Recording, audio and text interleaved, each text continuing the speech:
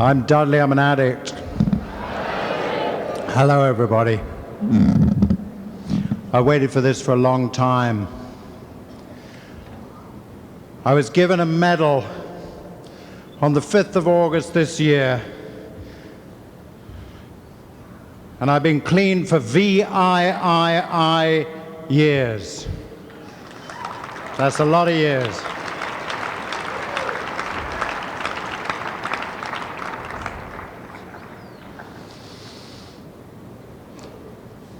I've been an addict all my life, and I've split it down to 4 distinct addictions. The first addiction I ever got into was lust without love. Sex without love, sex with myself, sex in isolation. That was my number one habit, and it was a killer. My second habit was alcohol, and that was a killer. My third habit was television, and that's a killer, and I know because I work in it. And my fourth habit was drugs. And I believe that the program of Narcotics Anonymous is right for all of those habits.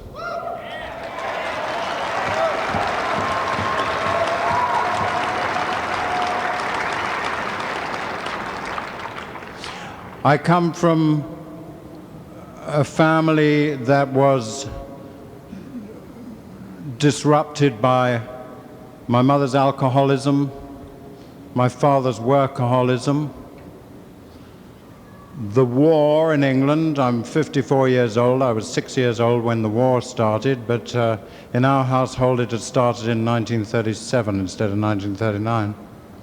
So by the time the Germans came along, it was almost quite a nice little relief. At least my mother and father shut up during the air raids. It's made a change. And I don't think there was anything the Germans came up with that could match what my mother could come up with and my father could come up with when they really got going, throwing the dishes at each other and whacking the kids. I found many, many years in recovery that I had a great deal of compassion for my promiscuous and alcoholic mother, and I had no compassion at all for my workaholic father, who picked up on the responsibility of bringing up his children when my mother ran off. I found it very, very difficult to find compassion and to find love and to find understanding in my heart, which seemed very cruel. My first addiction, my lonely self-sex, I describe these because the impulse, the initial impulse was the same. It started off with a secret. It started off with a secret going around my older brother and his friends.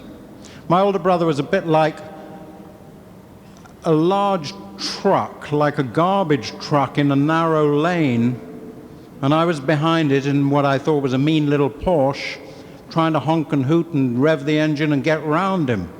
And I could never get round him. And he used to come up with these secrets, these little knowing things, he and his friends being a bit older than me. And I always had to get in on it. I could never stand being left out. I hated anybody having something cooking that I wasn't in on. And eventually I got one of his, the fringes of his friends to tell me what the hell had been going on. And what they'd been going on, they'd been shaking one part of their anatomy and changing their mood and giving themselves an amazing high, followed by a lot of depression. And I got off on that. But I got off on it alone. They used to do it standing around together. See who could come first. He was the winner. That's how much we knew about sex. The guy that came quickest was the winner. That was an attitude that had to change. And me, I was into it alone. I was into my own bag. I was into it alone. I'd got a secret, and I'd got something to change my mood.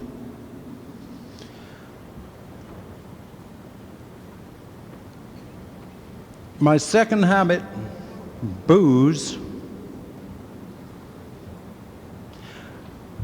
became very attractive to me because when our family had broken up, we used to go and stay in a hotel for Christmas with our dad. And the one thing that put a look and an expression of approval on our dad's face was alcoholic behavior in other people, especially guys that would smash up their cars or do something crazy in the dance hall, fall over the table, crash out, fall off the stool at the bar. My dad would get that look on his face and he'd say, "Mad devil," and he'd smile. And I thought, that's it. That's how I'm going to please my dad. But it didn't work with me. I got beaten up. He gave me a bad time. But I took to that booze, and I loved it, and I wanted to be an alcoholic. I was attracted by them right from the very word go. I wanted to be an alcoholic. Many, many years later, my father called me a failure throughout most of my adult life, and one day I turned around to him and I said, "But Dad, I'm an alcoholic, and I always wanted to be an alcoholic. I'm a drug addict, and I always wanted to be a drug addict." And he said, "You're not an alcoholic at all. You're not an addict at all. You're just a bloody fool." My dad would sooner that I was stupid than sick and getting well. The greatest and most important thing I ever did in my life, which is coming into Narcotics Anonymous and getting well, to him is nothing. But that's his problem now, not mine.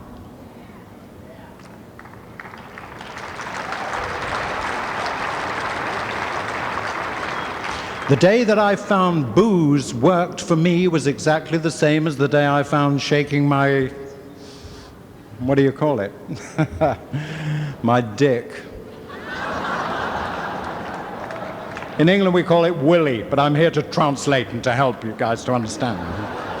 She gets it. It's the same in any language. But it was the same feeling. And when I was a student in London, I used to work in a rock and roll club all night and then turn up at the academy the next morning crashing out, falling asleep. And one of the girl that I was going out with said, "Listen, we got these lovely little pills. There's the pink ones and the blue ones and the yellow ones. And if you drop one of the pink ones or two of the blue ones or three of the yellow ones, shazam, you can have a good time." And that same initial feeling hit me again. I'd found something that would turn it on, that would work it, that I could control, I thought, but change the way I feel. And it was, again, it was secret. And that had a lot to do with it for me. I could do it alone. And I moved into a room, and this was when TV was very new. And the landlady said, "There's a special treat." She said, "Look, in your corner of your room." And she turned on this box, and in this box came on a light, and these pictures came on. And I had the same feeling, the same response. This I can do alone. I don't need anybody else. This will change the way I feel. This is a mood changer. And I can get hooked into it, and I can stay in it. It's the same thing.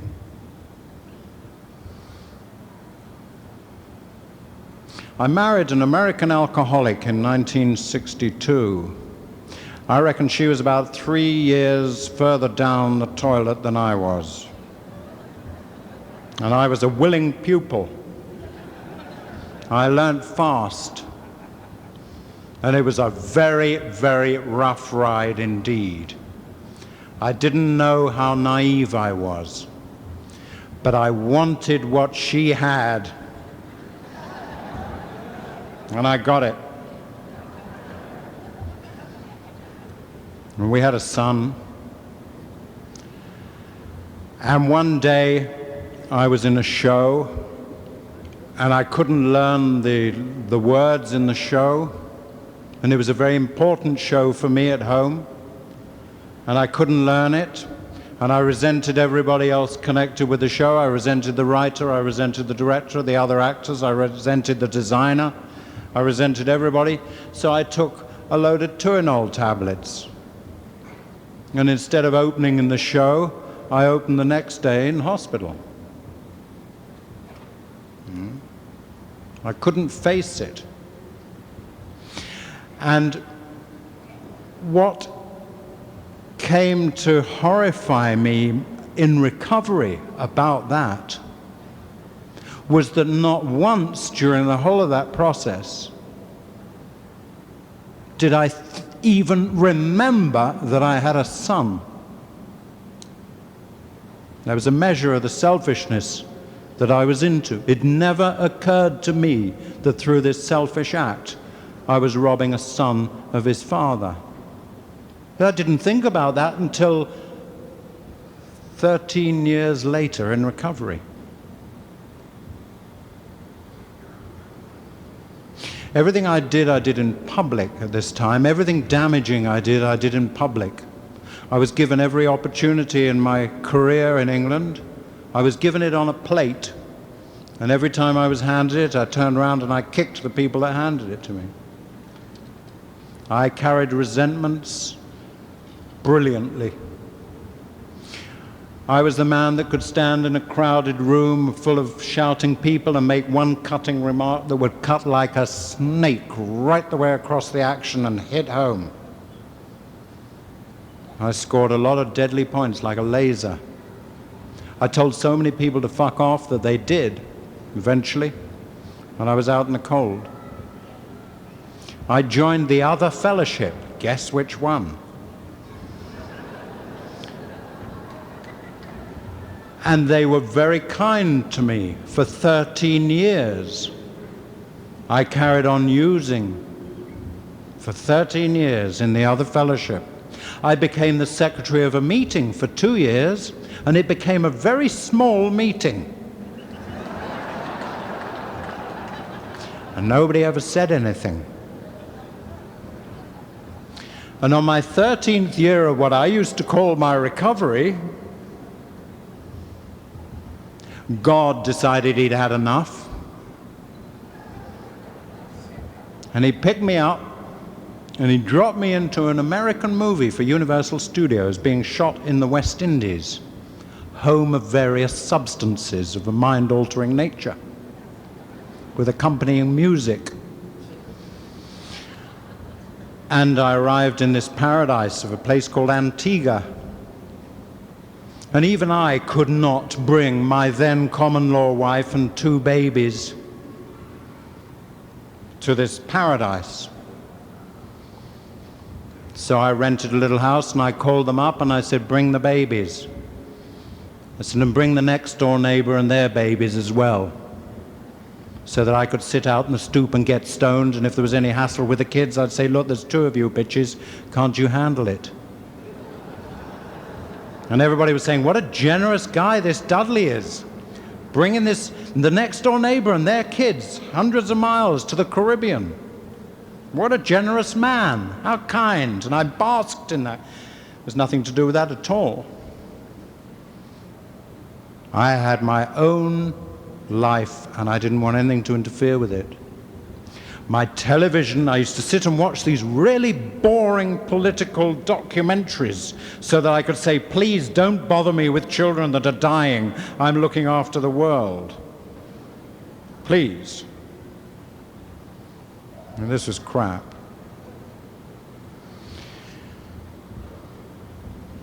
After 13 years of sickness in the other fellowship,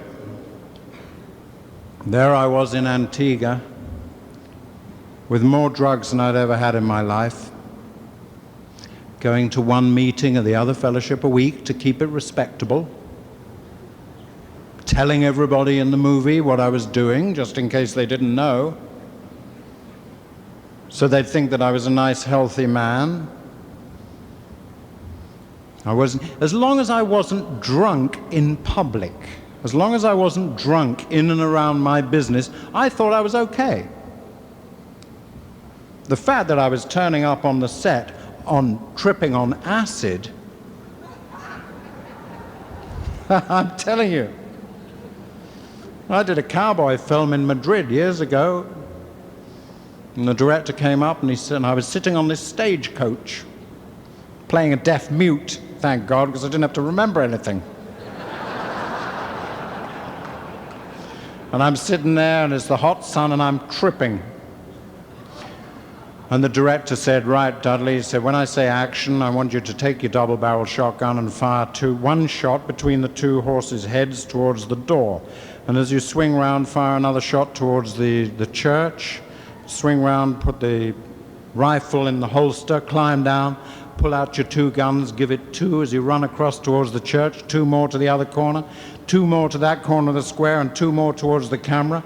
You go into the church door, you shut the door, you run up to the first floor. On the first floor window, there are 5 pistols. I want you to pick them up, and I want you to fire one down there, and one over there, and one over there, and one over there, and one in the center. Did you get that?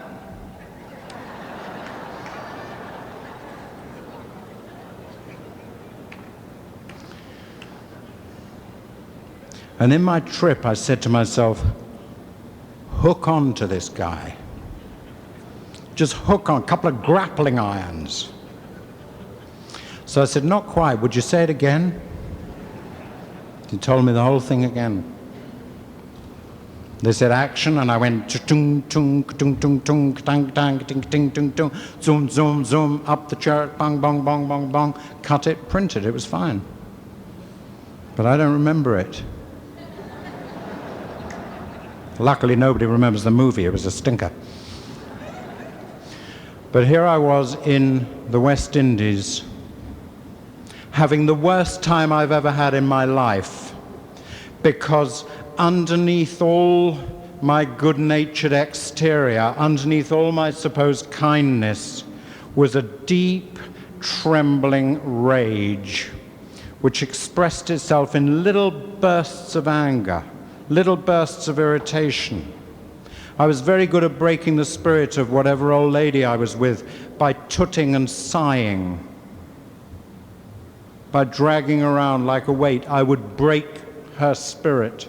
I liked my women, and God bless the women here, forgive me for it, but I liked my women to look as if they'd been up since 5 a.m. scrubbing the steps by the time I got up. I liked them to look whipped. I hated women when I came into recovery. I was full of fear. And I was giving this woman a very, very bad time. And God decided, as I said, he'd had enough. And so he'd made something go wrong with the movie, and I had to go to Miami. And I went to Miami, and everybody else went home. And I kept up my regular one meeting of the other fellowship. And I went to a place in Miami, I think it was called the Little River Club. And I heard people say, for the first time in my life, I don't know whether they'd said it around me before, but it was the first time I ever heard, my name is George, I'm an addict and an alcoholic. My name is Harry, I'm an alcoholic and an addict. My name is Jennifer, I'm an alcoholic addict, blah, blah, blah. And I knew the game was up. And I was glad the game was up. I was very frightened. I was living in the Holiday Inn in Miami, and I was practicing 3 of my 4 habits.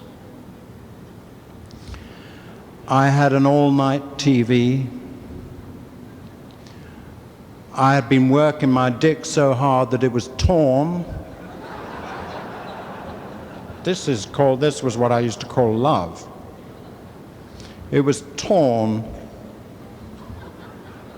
quite badly. And it took an enormous dexterity, a real addict dexterity, to bring it to fruition without ripping it too much more. Because you don't feel the pain until you come. And I had to keep coming. I was an orgasm addict. There's a punk song in England called Orgasm Addict that really hit me hard. I thought, how dare they sing such filthy stuff on the radio? Disgusting. But there I was, bleeding, stoned, with a lot of very, very bad drugs, in this hotel room. And I went to this little river club, and I heard it, and I shut up like a clam. And I put on my gracious performance. How very kind of you, thank you very much. Oh, you're going to take me for a hamburger now. How very hospitable you Americans are. You know, off they'd be driven off to have a hamburger, and then driven back to my hotel. And at about 4 o'clock in the morning, I went down on my knees in despair, because I realized that I was in Miami, thousands of miles away from home, in a very exotic and beautiful part of the world, into my 3 surviving habits, and as sick as I've ever been in my life. And I'd had enough. And I went down on my knees and I prayed for help. And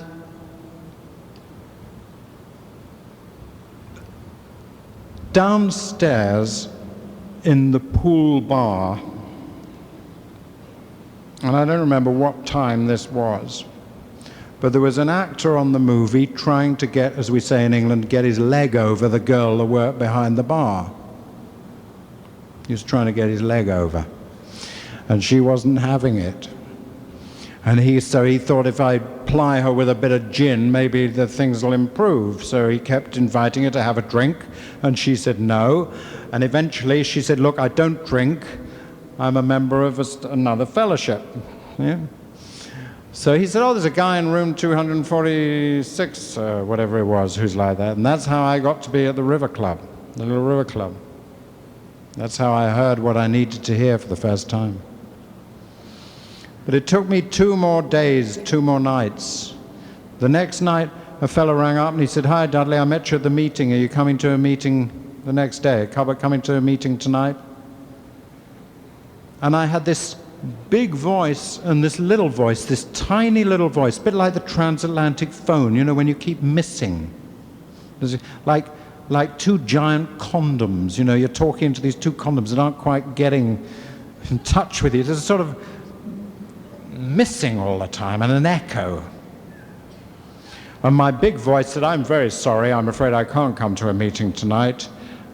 I'm working. And my tiny little voice said, I've got a drug problem. He didn't hear that. I heard it. And the next night, I was back at it again, manipulating to prevent myself splitting up too much, watching this all-night TV, going up on one load of drugs, coming down on the other, round and round in circles, and in despair, and crying. And the next time the phone rang was the girl from the pool, and she said, Dudley, we're going to a meeting this evening. Do you want to come? And I heard this big voice say, I can't, I've got a drug problem.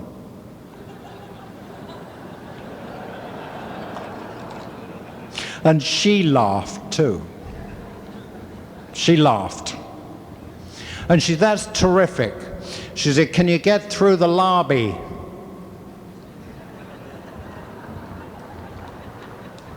And I thought that was the most brilliant thing I'd ever heard in my life, because nobody but another addict would think, can you get through the lobby? You can stay in your room forever, you can be in the anonymity of the street, but you can't get through that fucking lobby because there's the English guy on the desk that knows that you use. And I recognized the true voice of an addict. And that girl saying, "Can you get through the lobby?" I knew I was home. And I said, "I can get through anywhere." She said, "Fine, there'll be a van to meet you outside the hotel this evening at 7:30, be there." I said, "Right." I put the phone down. I got all the drugs and the little plastic bags and the big plastic bags, and I flushed them down the John.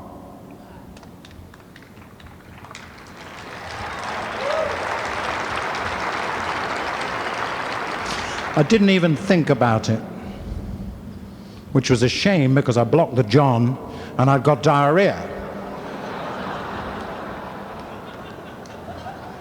Little paranoia moved in. We're in Miami Beach. The plumber is going to be a black man. Black men know about drugs. He's going to pull that plastic bag out of the John and he's going to see what it is. I'm very naive, and when I get back to the hotel for my walk, the drug squad are going to be there. And my movie career will be finished. That's what I thought. And I thought, I don't care. I don't care. I washed and I scrubbed myself. I cleaned myself like I never cleaned myself before. I changed every stitch of clothing. I put on my sunglasses and I went out for a walk. I went a long walk around the block. And on my way out, I went to the guy on the counter in the lobby, and I said, "I've blocked my John." He said, "That's perfectly all right, sir. Well." And when I came back, there was no drug squad there. The place had been cleaned up. That evening, a van arrived, one of those lovely vans with fisheye windows and lots of young people in. I was 47, and I was still a teenager. I still identify. I always go in the door marked young people, you know. Pick out a little pair of jeans, you know, 22 waist. This fit me, you know. Little tank top. I'm still like that. Did it this morning. And this van was there. And all these kids were in it, and the FM station was playing. I got into the front seat, beautiful air, like an airline seat. And we drove off, and they said, "You know where we're going?" And I said, "No." And I said, they said, "We're going to Narcotics Anonymous." And I went, "Narcotics Anonymous? Moi?" I said, "But I'm not a..." And they all looked at me and laughed, and they said, "What have you been using?" And I told them, and they laughed. Bastards. "What about my pain?" They laughed. And they said, "How long have you been using?" And for the first time, I checked it up. 13 years. They said 13 years constitutes a habit.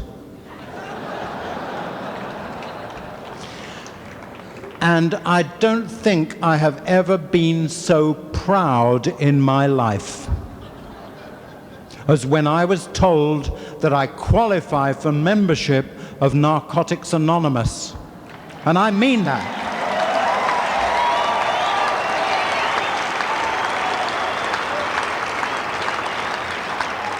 I still feel that pride tonight. That pride has never lessened. I believe that the day I walked into Narcotics Anonymous, that I had the blessed hand of God on my shoulder. And I don't think that hand has ever been lifted since. I was taken to a clubhouse that existed then on Biscayne Boulevard.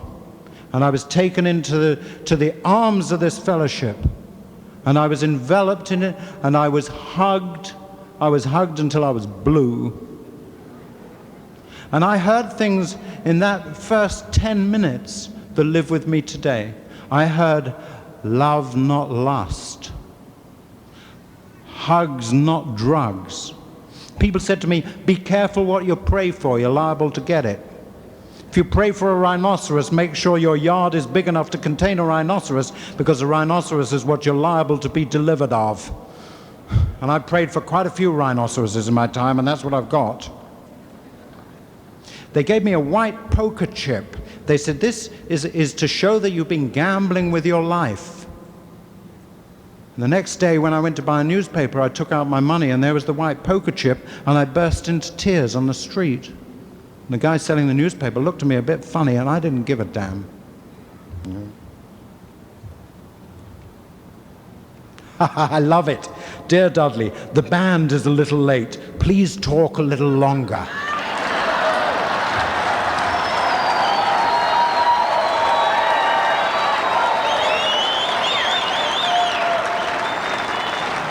You betcha.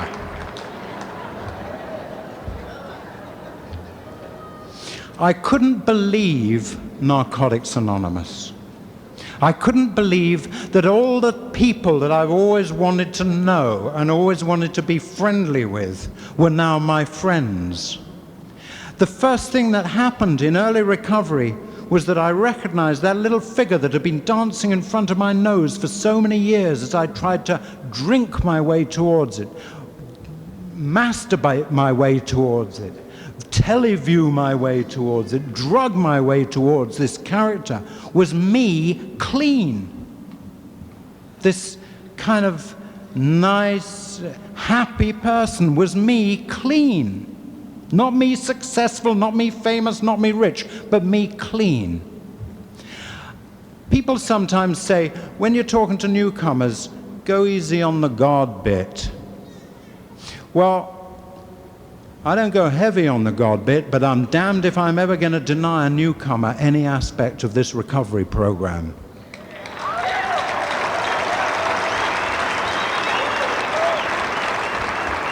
Because I have never yet met an addict coming into recovery that hadn't had inside herself or himself a deep spiritual yearning. And I know that I had a deep spiritual yearning all of my life. And I didn't understand it until I came into NA. And now I understand it. I was only in Miami for a week.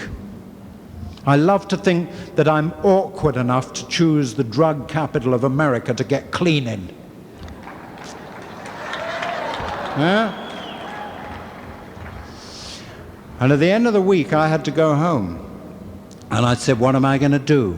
They said, well, you go around the other fellowship, and you call yourself an alcoholic and an addict and see what happens. I said, I can't do that. I said, I've been around that fellowship for 13 years in England. I said, if I go back there, they'll say he's just another bloody actor trying to upstage everybody, trying to be dramatic. They said, look, just go home and call yourself an alcoholic and an addict and see what happens. I said, well, they'll throw me, just see what happens. So I went home to England, and I went to my old meeting that I used to be the secretary of, and it had got huge. There'd been a palace revolution in my absence, and the place had gotten busy. Those people were getting off their habit and doing very well. Anyway, I sat there and I was very scared, and I said, I'm Dudley, I'm a alcoholic and an addict, and I'm very glad to be here. And afterwards they said, is that what it was? We never knew. We didn't understand. You've been around for 13 years. You've even helped people recover. We've seen you help people. You've done a lot of help in that fellowship. And people have got well around you, and you never got well yourself, and we didn't understand it. This is wonderful. Tell us about it. And I told them about it. And they were very, very interested. And they allowed me to qualify in that way. And I went on doing it for a year. And after a few weeks of it, a bloke came up to me, a bloke whose name became synonymous in America with NA in England, Johnny. A lot of you know Johnny. Johnny asked me to send his love to you tonight. He's got a lot of friends in America. He couldn't be here. But he came up to me and said, what's all this about then? And I told him. And he said, that's me. He said, there's another one over there called Janet. Come and meet Janet. So I went over to meet Janet. And I began to meet a few people. There were only about 7 of us. And one day, an Irishman came up to us in a cafe that now all the fellowships in England use. And he said, I'm sick to death of hearing you talking about, he's Irish, so I can do all the accent. I'm sick to death of hearing you talking about drugs in these meetings, he says. And I thought, hello, here it comes, what I've always been waiting to happen. And he pulled out a file and he threw it on the table. He said, here's a starter pack for Narcotics Anonymous from Frankfurt in Germany.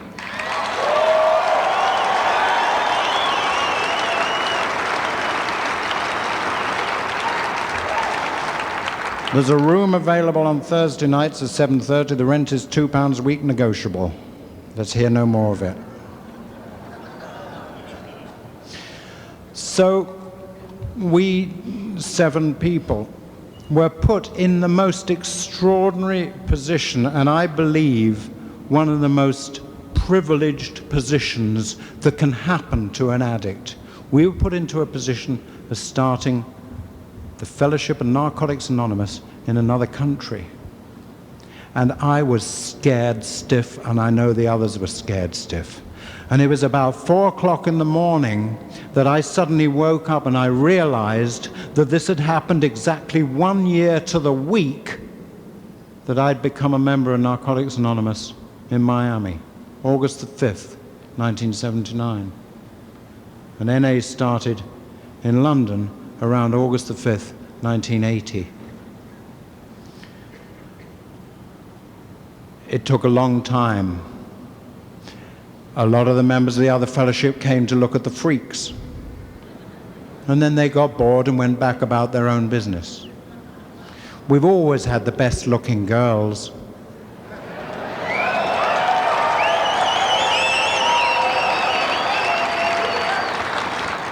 And some of them came to check that out too, and a fat lot of good it did them.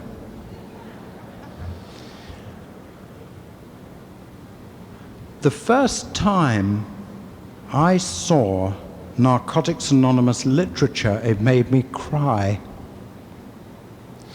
The first time I saw me described in black and white, it made me cry.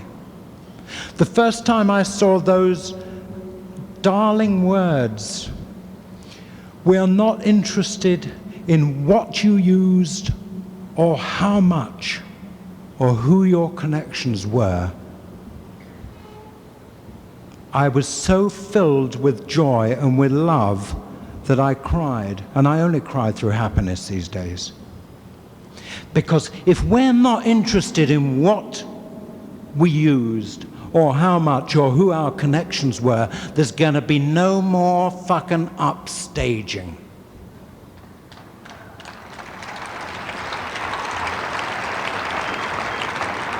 And thank God for that, because the words that we used on the street for our own elitism were very, very damaging in NA in the beginning in London. For me to identify myself by the drugs that I used is old, sick street behavior, and I don't do it.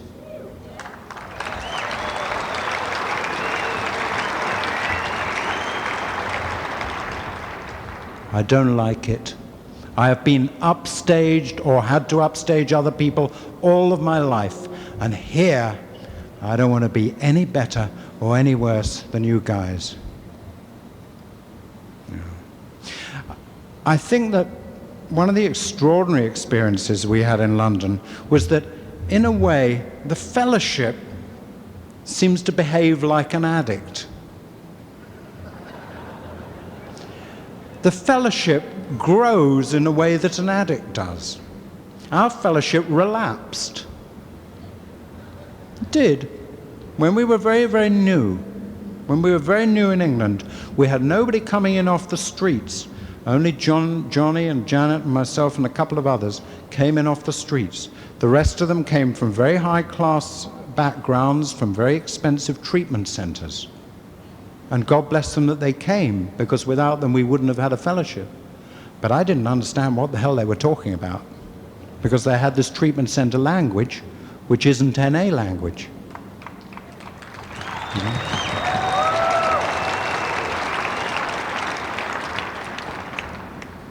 I love NA language because NA language was invented by us. It talks about me because you people and me, our people, made it. Nobody can con the fellowship.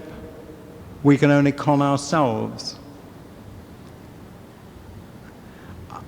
In the way that those words, "can you get through the lobby," struck home to me, so the language of the literature of NA strikes home to me, because I know it's true, because I've been there. And I know when people talk to me in the fellowship that they're not jiving me, because I know, because I can hear it. And I love it. There is not a corner of my life that hasn't been changed by this fellowship. I got back home to England, and the first thing I had to do was to deal with the fact that only 2 weeks clean, I couldn't stand the sight of my old lady. And then I had to admit that I hadn't liked her since the first month that I was with her. And that the first time I ever saw her pregnant with our first child, I realized and I knew that I didn't like her, and I hadn't got the nerve to tell her, because if the center of the universe doesn't like you, what are you going to do? And I was the center of the universe. And that was one of the worst things I've ever done, I think, to a woman. We had another child later.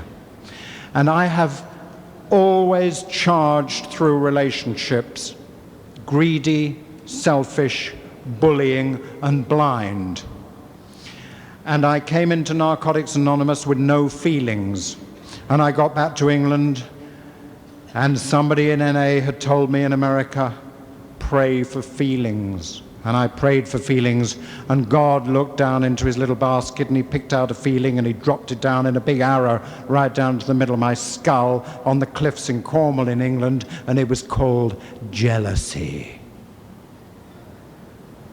I got back home to England, and my old lady had decided she didn't like me either. And the bitch had found somebody else. And I knew it because she got a different hairstyle and a different sweater on. And she was smiling. She didn't look whipped anymore. And that really filled me with hate. And it filled me with fear. And the first great thing I had to learn in Narcotics Anonymous was this business of loving and not lusting. And I was told, you are going to have to love her whether you like it or not. You're going to have to pray that she gets what she wants for her, and not what you want for her. And that's what I had to do. And I had to work hard at it, because I come from a broken family. My first son of the previous marriage had gone when he was 4 years old, and I had these 2 little children, and I didn't want to see them damaged. I know what damaged children look like.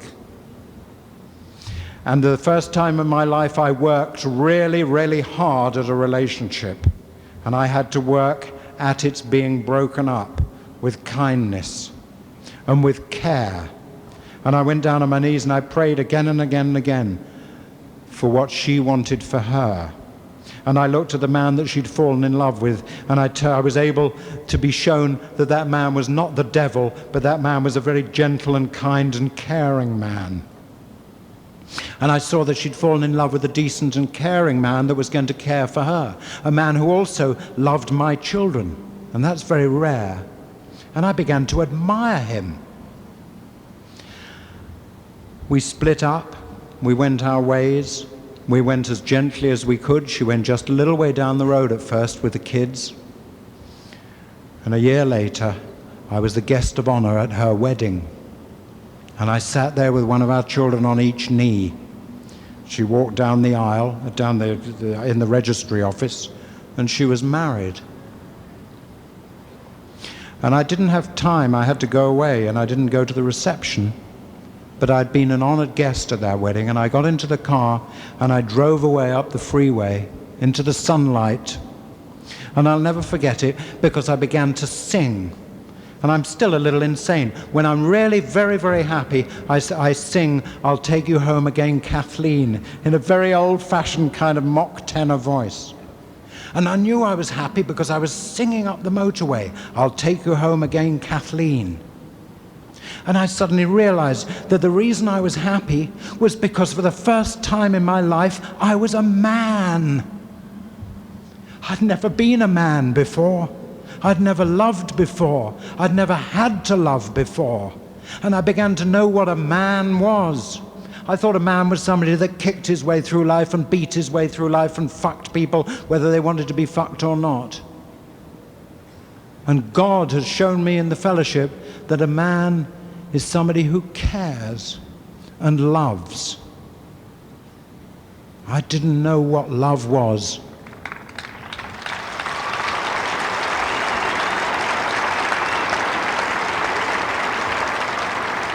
And the fellowship picked me up by the scruff of the neck and showed me.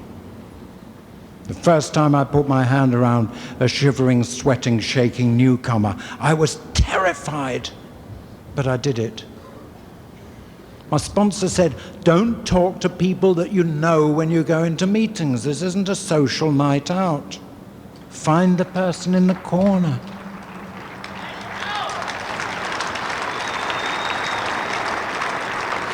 I found that very, very hard, but I did do it.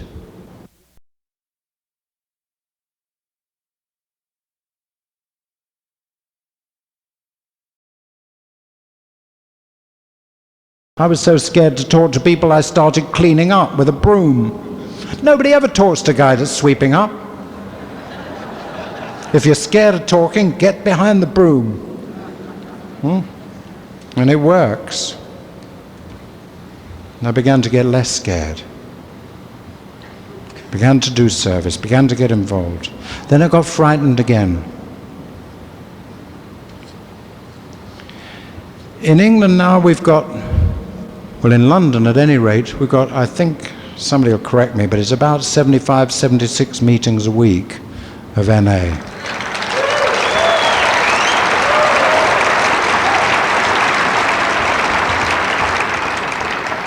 I have been shown myself in Narcotics Anonymous. It's long ago ceased to mean very much to do with drugs. I have been shown myself, and I'm beginning to like myself. My addictions are all leaving, even the television.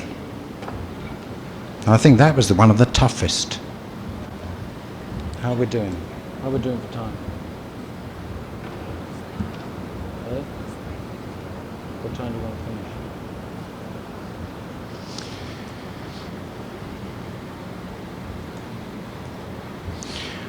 I came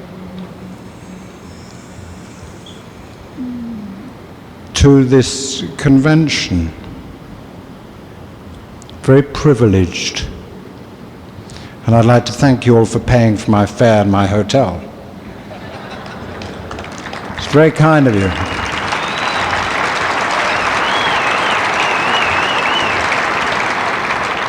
I deserve it.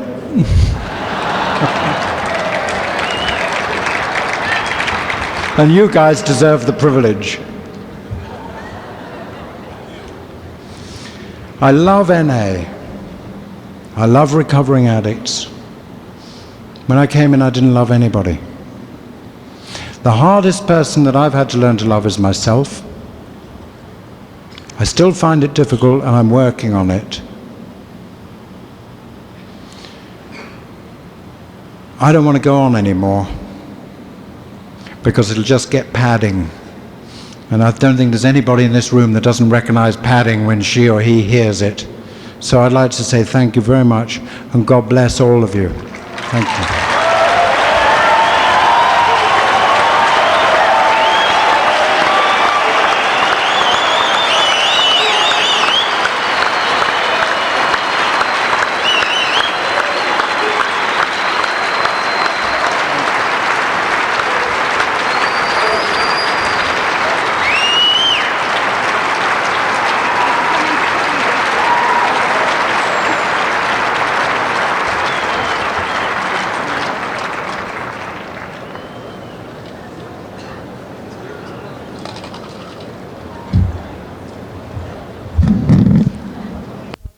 message of recovery, narcotics, what? Oh. I'm going to make an announcement before